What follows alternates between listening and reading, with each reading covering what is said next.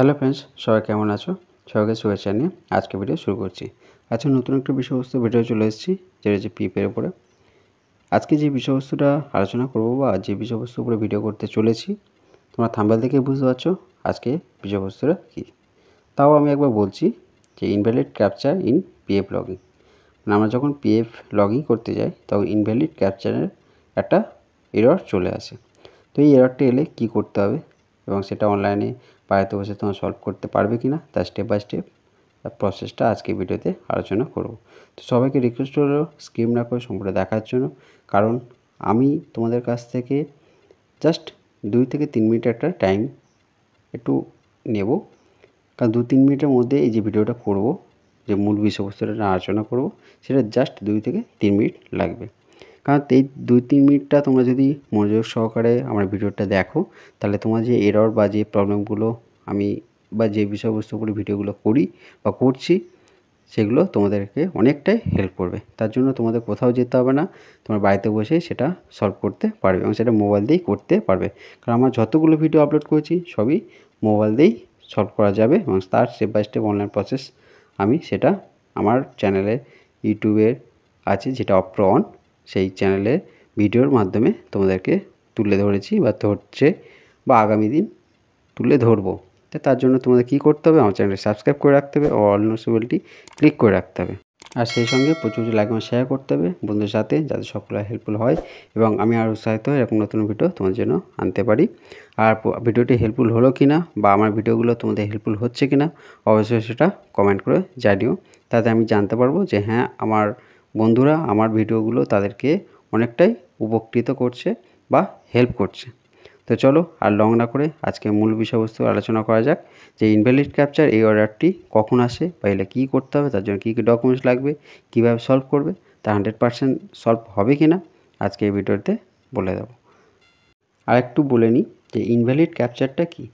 Actually আমরা যখন log in করি তখন ইউজার নাম্বার, পাসওয়ার্ড আর ক্যাপচা কোড, এই ক্যাপচা কোড যখন আমরা এন্টার করার পরে সাইন ইন করি এবং সেটা একটা ওটিপি আসে, সেটা সাবমিট করতে হয়। ওই ওটিপি আসার টাইমেই ইনভ্যালিড ক্যাপচারটা এররটা চলে আসে।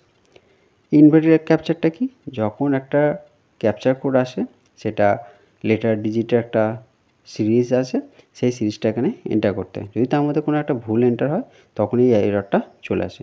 তো কীভাবে আসে একটু দেখে নিই। তো প্রথমে মোবাইলে যে ক্রোম ব্রাউজার আছে সেটা ওপেন করব, করার পরে যে গুগল ক্রোম বলে অপশান আছে, সার্চ বারে লিখব www.epfindia.gov.in, লেখার পরে এখন লিঙ্ক চলে আসবে, এই লিঙ্কটিতে আমরা ক্লিক করব। করলে অফিসিয়াল পেজের যে পেজটা সেটা চলে আসবে। আসার পর ওখানে লগইন অপশানে আমরা ক্লিক করব।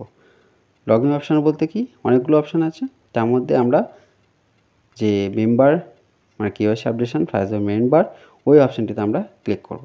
আমি প্রায় ভিডিওতেই আমি এই অপশানটিতেই বলি, কারণ অন্য অপশানে আমাদের যাওয়ার দরকার নেই, কারণ আমার কাজটা হওয়ার দরকার। তো কেওয়াইসি আপডেশন ফার্স্ট বাকেটে মেম্বার আমি একটু জুম করে দেখাচ্ছি, ওই অপশানটি তোমরা ক্লিক করবে। ক্লিক করার পরে নেক্সট একটা পেজ বা ইন্টারফেস খুলবে। দেখো এটা হচ্ছে এরকম একটা পেজ চলে আসবে, এটা হচ্ছে লগইন পেজ।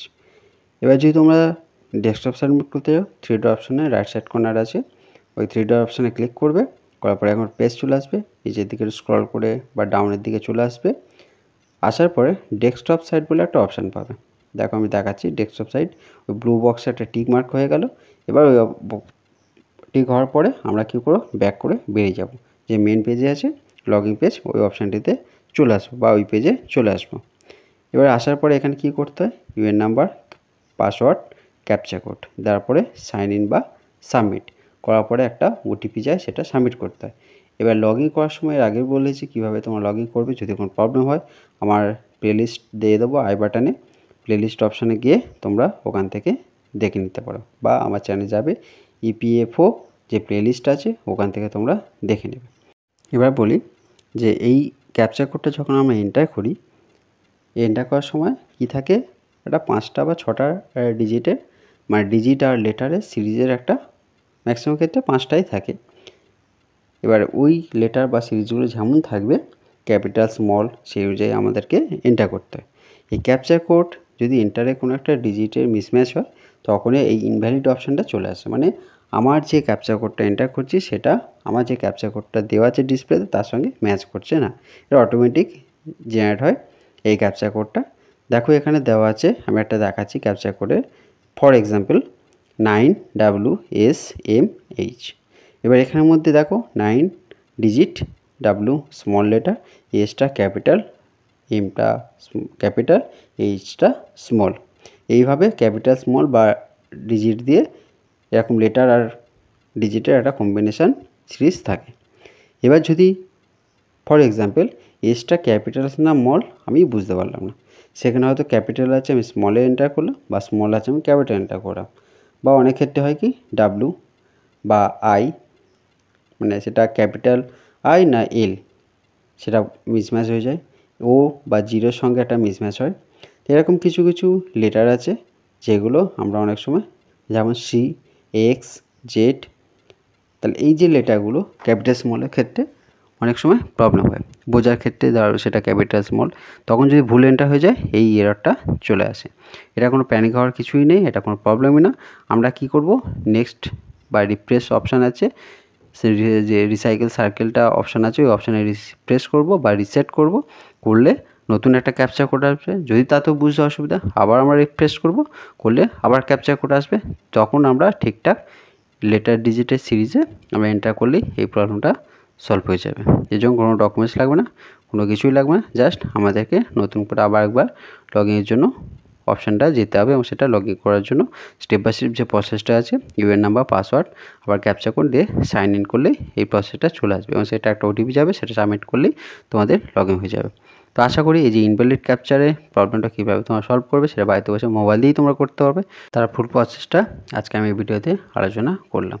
তো এখানেই শেষ করছি। সব ভালো থেকো, সুস্থ থেকো। আর সবাইকে আরেকবার রিকোয়েস্ট, যেসব বন্ধু আমার চ্যানেলে প্রথম দেখছো বা আবার আমার চ্যানেলে ফার্স্ট দেখছো, তাদেরকে রিকোয়েস্ট রইলো চ্যানেলটি সাবস্ক্রাইব করে রাখো এবং পাশে থাকা অল নোটিফিকেশনটি ক্লিক করে দিও এরকম নতুন আপডেট ভিডিও সবার আগে পাওয়ার জন্য। আর ভিডিওটি হেল্পফুল হলো কিনা অবশ্যই এটা কমেন্ট করো, প্রচুর লাইক এবং শেয়ার করো বন্ধুদের সাথে, যাতে সকলে হেল্পফুল হয়। ভিডিওটি আর লং না করে এখানে শেষ করলাম। সবাইকে শুভকামনা করি, সবাই সুস্থ কামনা করি, সবাইকে ধন্যবাদ জানিয়ে আজকে ভিডিও শেষ করলাম।